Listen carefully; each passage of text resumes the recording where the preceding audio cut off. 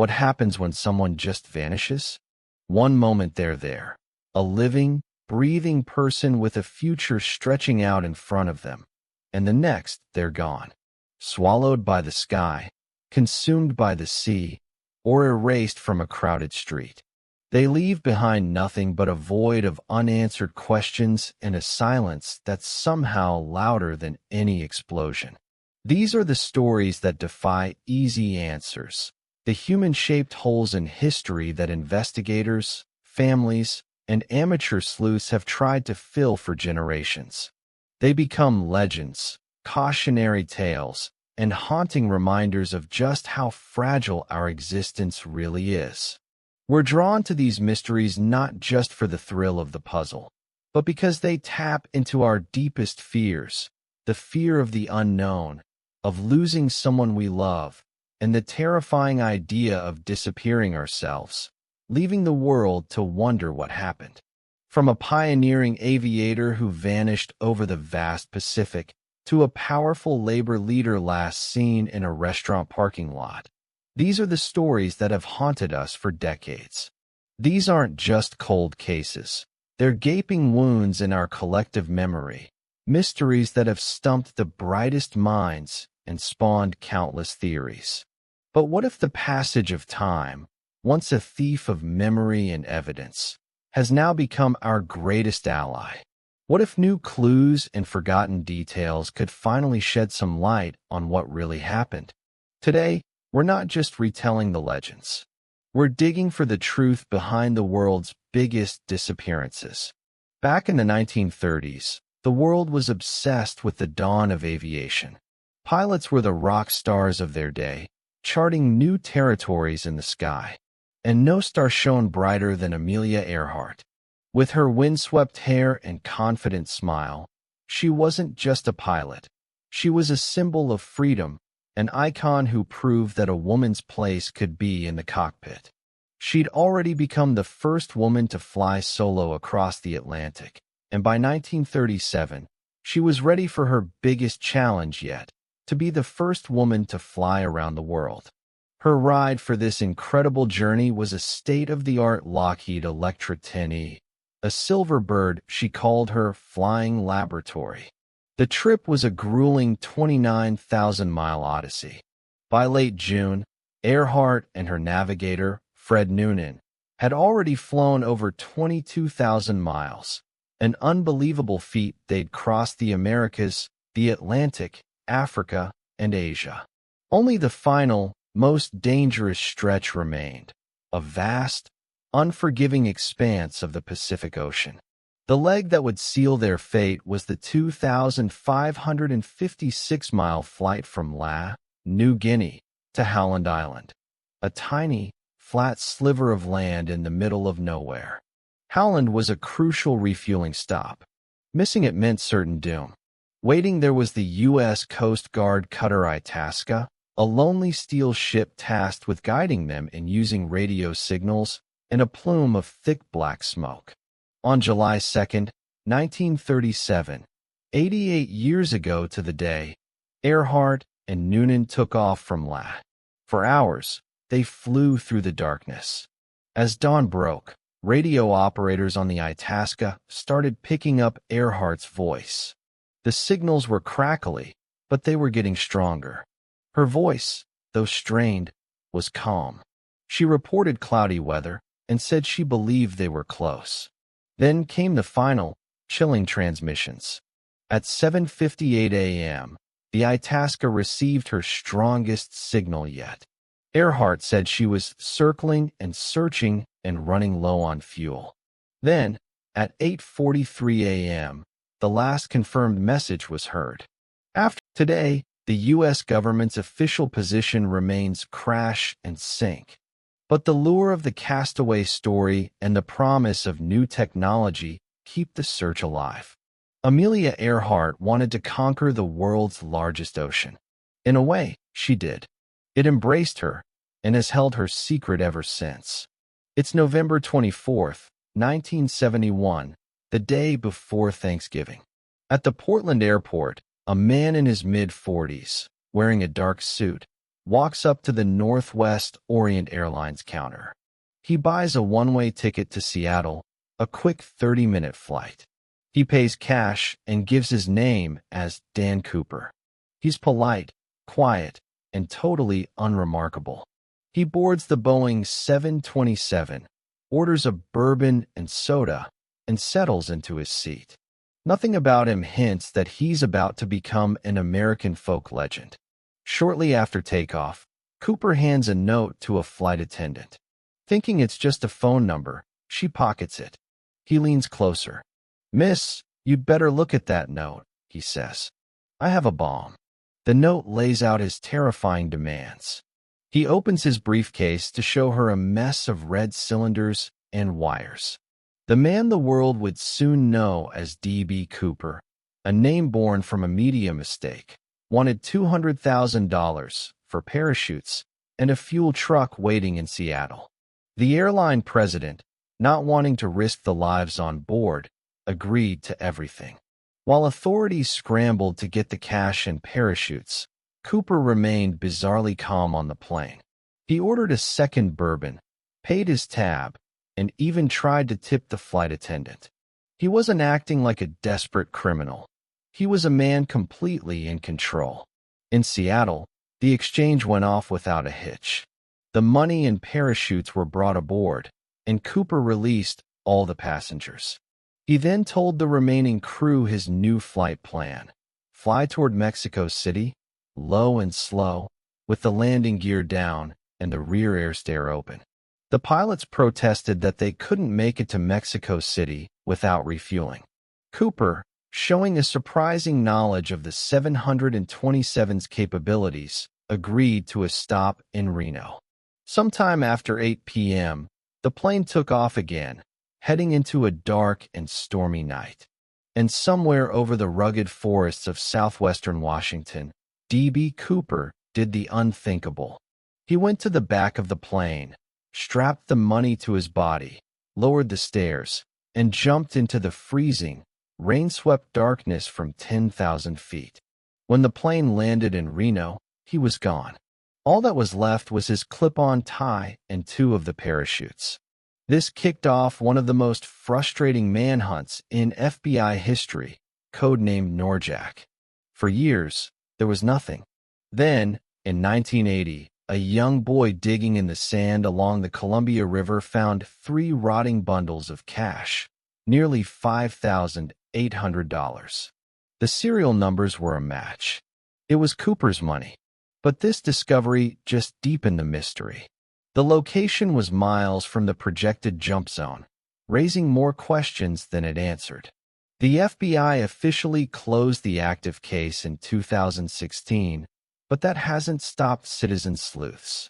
The big question has always been, could he have survived? Most experts say no. He jumped into a thunderstorm, at night, over mountains, in a business suit. It was borderline suicidal. Still, with no body, the speculation has run wild. Suspects have come and gone. One was Richard Floyd McCoy Jr., who pulled off an almost identical hijacking just months later. The FBI ruled him out, but new evidence presented in recent years has prompted them to take another look.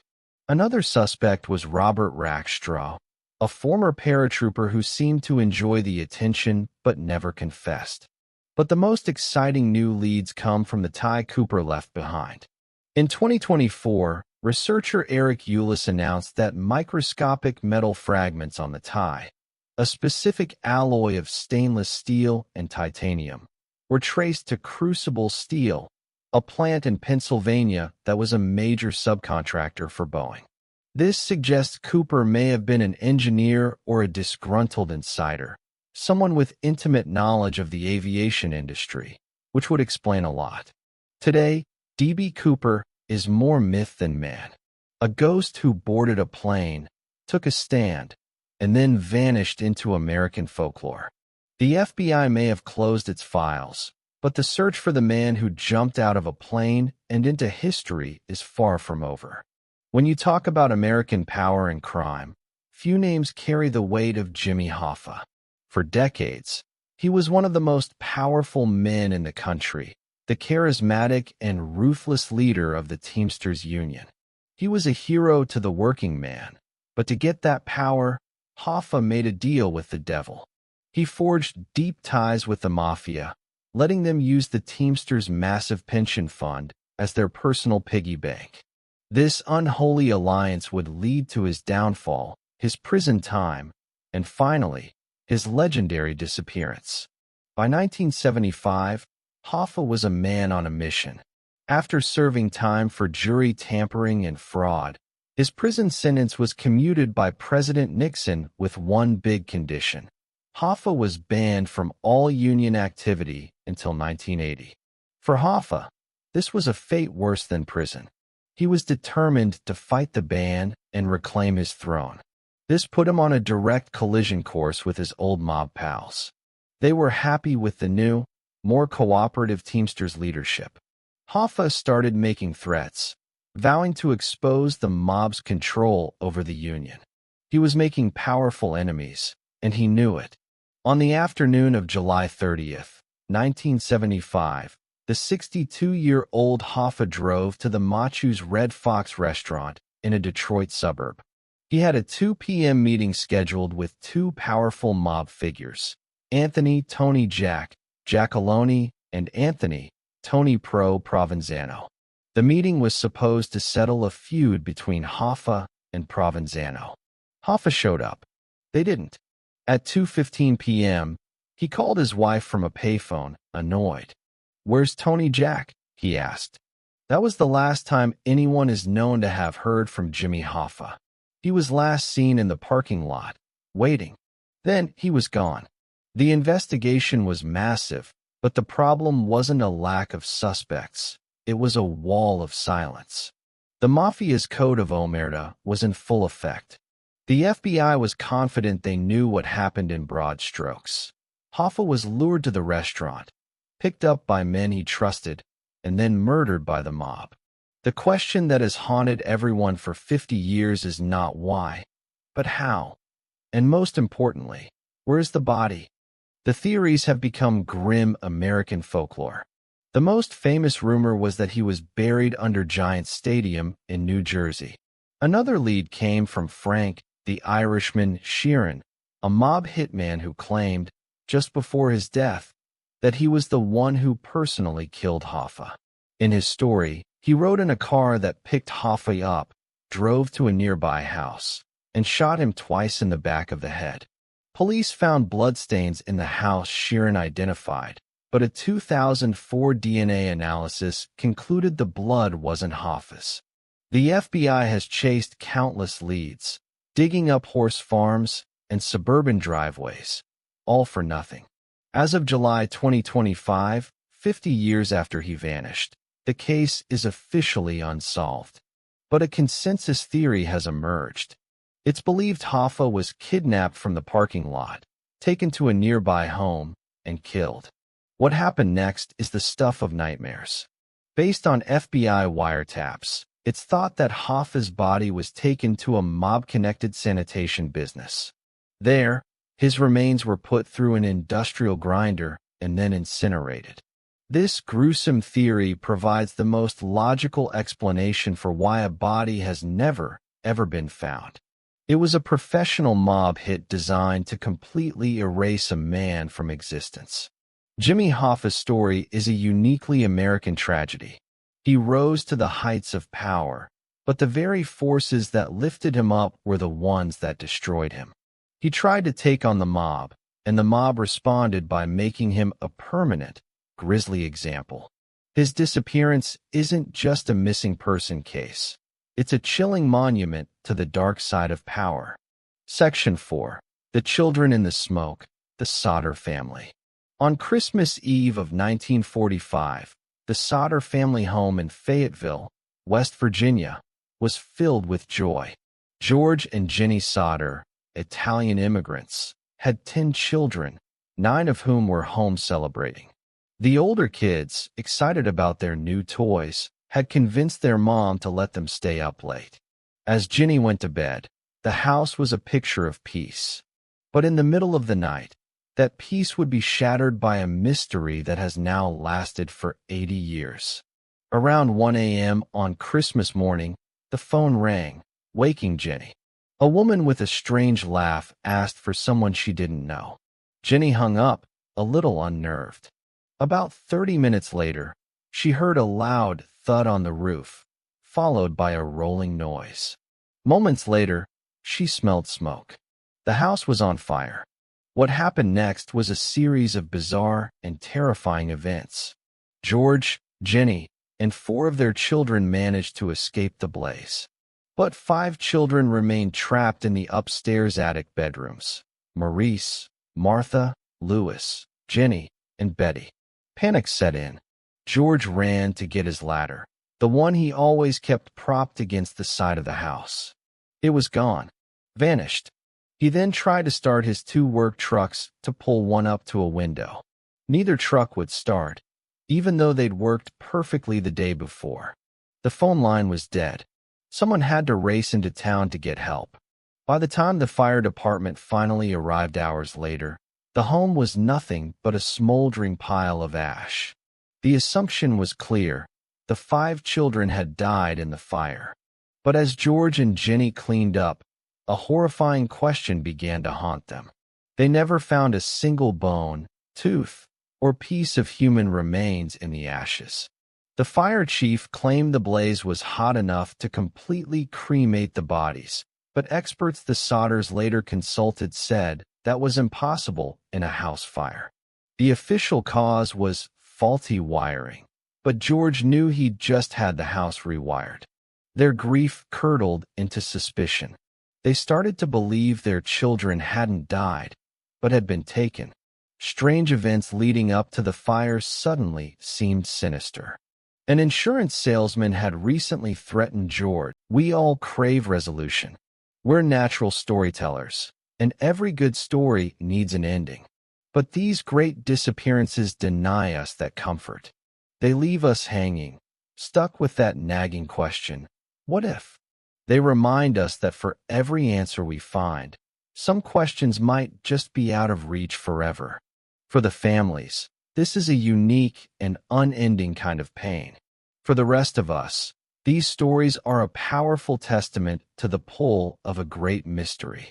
And yet, the search never really ends. New technology appears, old files get a second look, and a new generation of investigators takes up the cause. As long as there's a single clue left to analyze, a patch of ocean left to scan, or a story left to be heard, the hope for an answer flickers on. The truth might be buried under decades of silence, lost in the crushing depths of the sea, or scattered to the winds. But the one thing that never disappears is our relentless need to find it. And in that search, we keep the memories of the missing alive. Thanks for watching. Don't forget to like this video, share your thoughts in the comments, and subscribe so you never miss what's coming next.